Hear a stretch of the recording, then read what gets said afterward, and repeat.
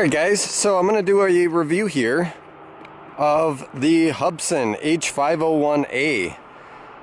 And this is a cool little drone. It actually is right now for sale for $170. And I spent over $200 on this when it first came out, but it's such an awesome little drone. I think it's even worth the $200. So what our process is, it does have this relay. So we'll flick that on first. Your phone fits snugly in that.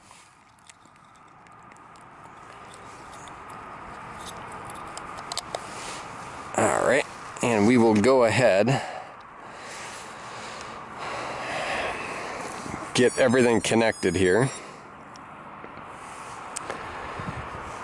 So what it's going to ask us to do is connect to Hubsan, which it is. And I'm going to go ahead and do a screen record.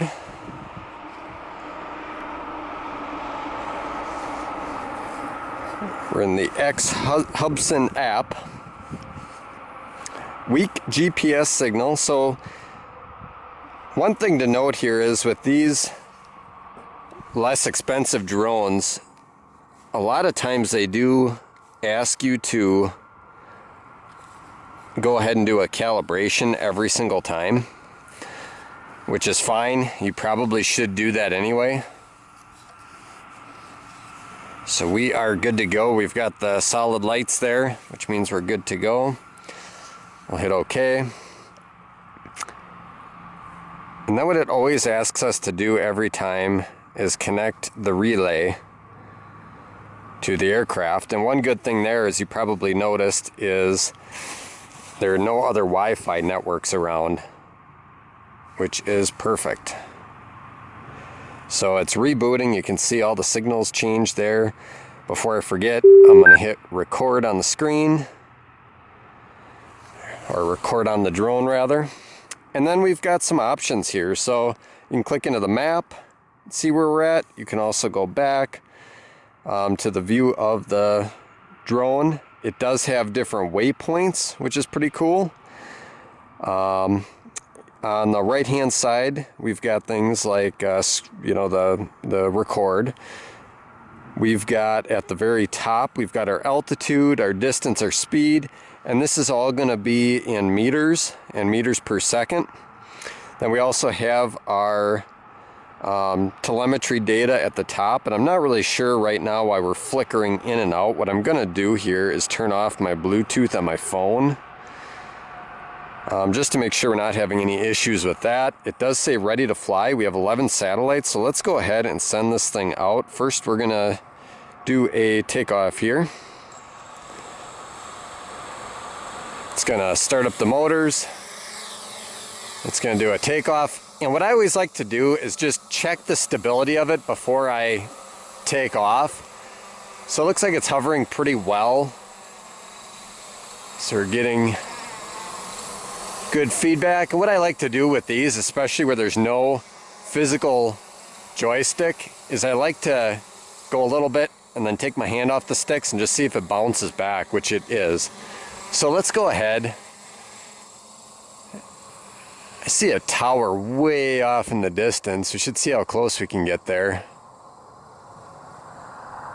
while being safe. But yeah, this thing is just such a treat to fly. We still have full reception.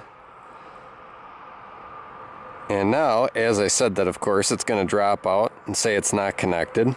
And this is all part of the test here. So I want to show you real world. I'm not going to cut this out in any which way. Just kind of show you what you're dealing with something like this. And actually what I just noticed is I do have this upside down. One of my gripes here is that the settings seem to always want to reset every time I go into the apps. Let's just see. There we go. All right, let's see if that's a little bit better now that we've got this the right way up. We can see it way off in the distance. And for those of you that are not familiar with anything other than, say, something like a Hubsan, like a DJI product, if you're thinking about getting something like this to save a little bit of money, They do have automatic return to home, which is really cool.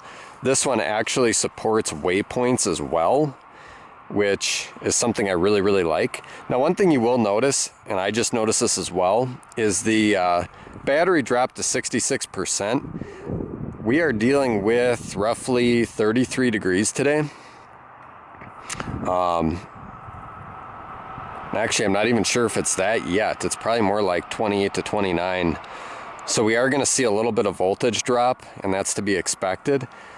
The one other gripe I have with this thing is that that battery does not go down very slowly. It seems like it drops in increments.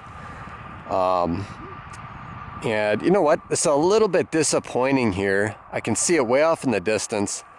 It is dropping out more than usual, and I don't know why.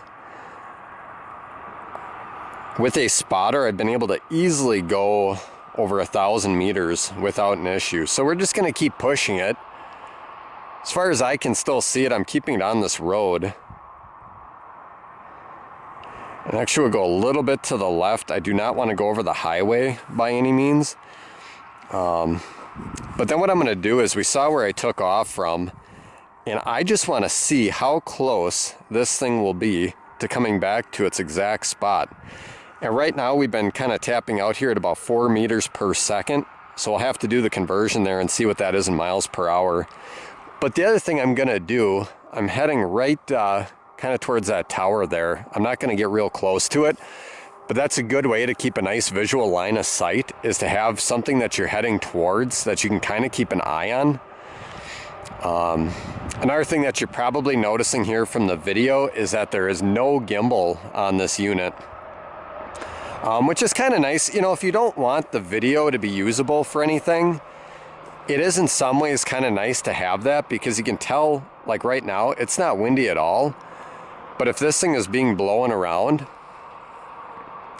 you can really tell based on how much of a pitch or roll it has. So right there, I'm just getting to a point I can still see it out there, but I don't want to go a whole lot further. I'm about 620 meters out. The reception is dropping out. I'm trying to do a little bit of a slow pan here. And with every drone that I've had, I always have the issue, and there it just put itself into return mode. But what I was saying is I always have the issue with when the drone is coming back, I always tend to lose reception in those cases. So must be a thing where most of the antennas on these things, they figure it's best to put them in the back, which makes sense. While it's doing this, let's test this little map mode out here.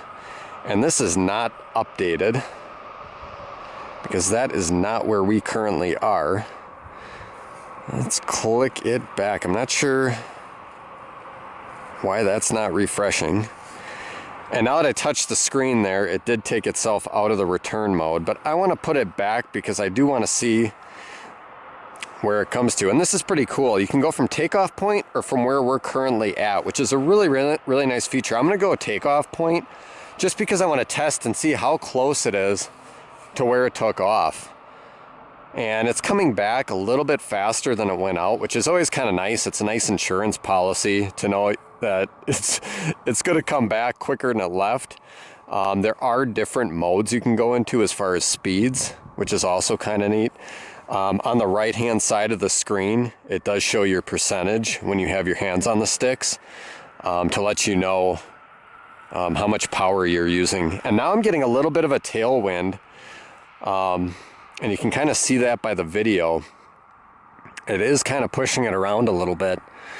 But the specs on this thing are pretty neat, and I never got around to doing a review on this. I've actually had this unit for, you know, a good year and a half. Fly it all the time. It has brushless motors, so I don't really worry about the motors going bad. My Hubsan support on anything that I've ever had any bit of an issue with, they've always been really good about replacing stuff. I've never had a full drone that I've had to have replaced, but I have had components, and it was just simply a matter of just telling them kind of what happened, and they had no problem taking it back as a return part. So That's really cool to have stand-up companies like that. So we are 7.5 minutes into this flight. I have lost my telemetry on this, and I'm not exactly sure why. It does appear to be coming back a little bit sideways, which is a little bit unusual.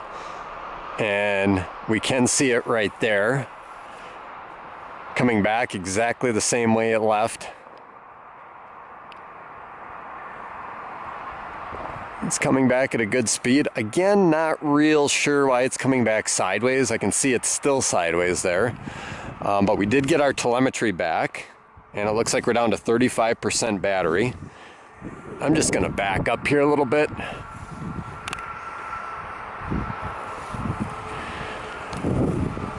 It's slowing down its speed, and it is dropping its altitude.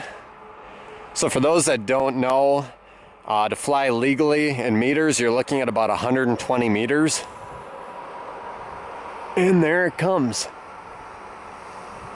Now it is fighting the wind just a little bit. And I'm on a dead-end road here, just wanted to be safe. I took it about 10 miles away from any airport just to be extra safe. And I'm not sure why we are off by that much. So I'm gonna take over.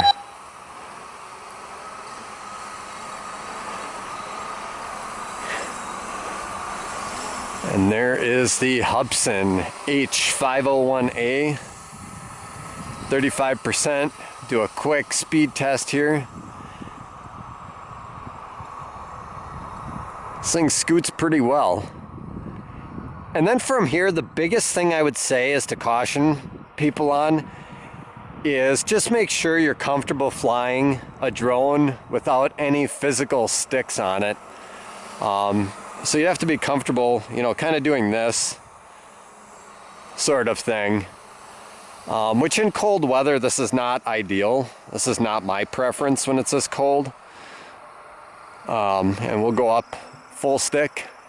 If this thing just cruises going up. All right, we're getting a notice batteries below 30%, or at 30%. So let's go ahead and do a little bit of a landing here. We got the red lights flashing. And she is being rocked by the wind.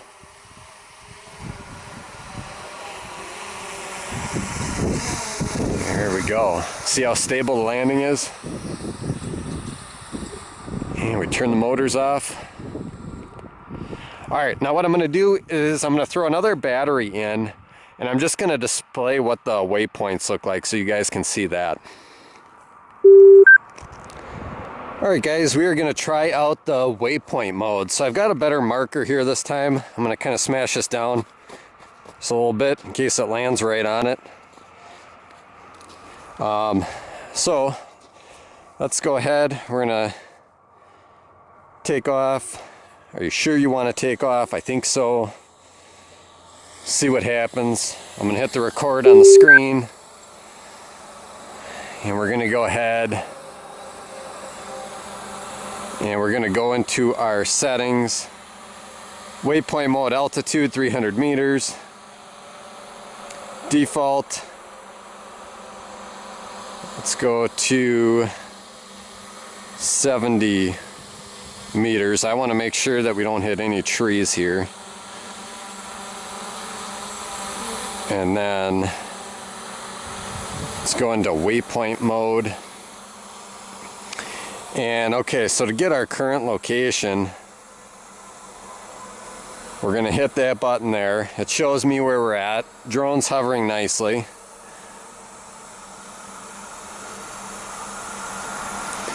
And let's go ahead and just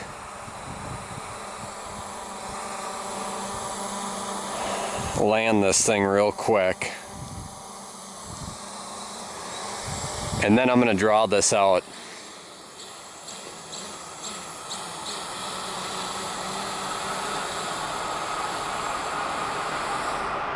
Alright, so let's draw this out.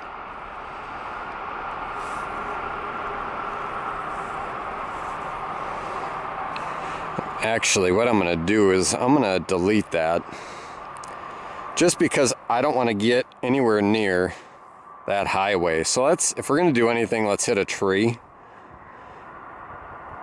So let's start kind of by us and go like that. And then we're going to hit done or submit. It's sending that information to the drone. Upload successful. We are done. So it's asking us to take off. All right. And that's one of the updates, is now you can actually draw those. It's been a little bit more intuitive than it used to be.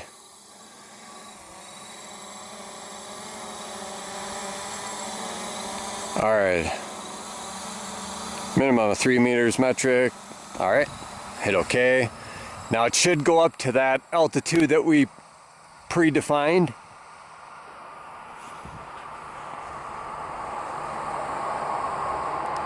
If not, we'll be hitting some trees. So let's go ahead into this view. And it's getting up there. It's up to 50 meters. It should be getting up to 70 meters. And then it should start performing its waypoints. So let's just see what it does here. It's kind of cool.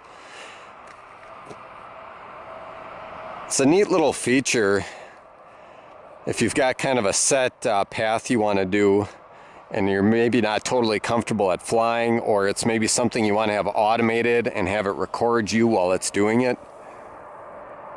So it's way up there, and there it goes. It's doing its waypoints, and it looks like it's doing them pretty quickly. So what if we go back into this mode? What's it going to show us? So it's showing us that blue. And it's going to spot number 3. You can see it.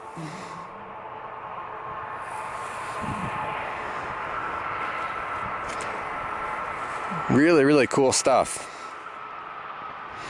And again, we're recording, we're doing a whole lot of stuff here. We're going over a bunch of trees. And again, this is hunting season, so let me know if you see any deer or orange hunters out there.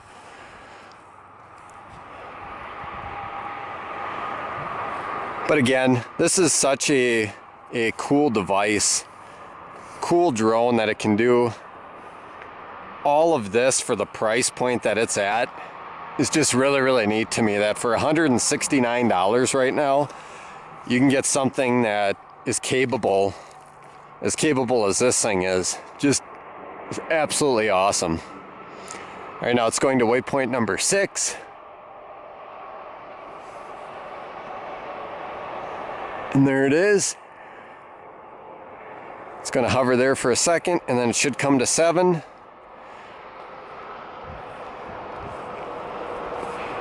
And then we should be good for a landing, I would think. All right, so it is complete. So let's go ahead and have it come back to the takeoff point. Now remember, we had it right behind that chunk of snow there. And one thing to note is there are no sensors on these. So what it's using here is purely just its GPS location. And GPS is not going to be perfectly accurate. So I get in this mode. Now it's exited its waypoint mode, so if at any point I have to take over the controls, it should not be an issue. And it actually looks like it's coming down somewhat right on top of me here, so this should be interesting.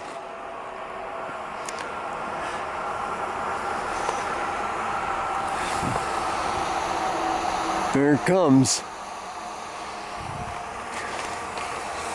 Oddly enough, it did change its orientation, so now it's pointing towards the highway. But it is looking a little bit better than the first time it took off.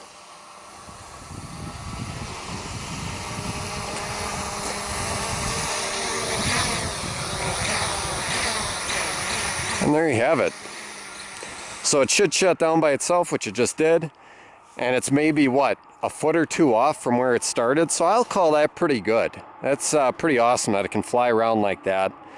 I will go ahead, turn off the screen recording before I forget, stop the drone recording before I forget. And that is gonna do it for this video, guys. Thank you so much for watching. Let me know what you want to see in any future drone videos, whether it be reviews or if you guys like to see different locations. Kind of let me know what you're looking for, and I'll be sure to do it. So I'll put a link to this in the description. Thank you for watching, and please subscribe for more videos.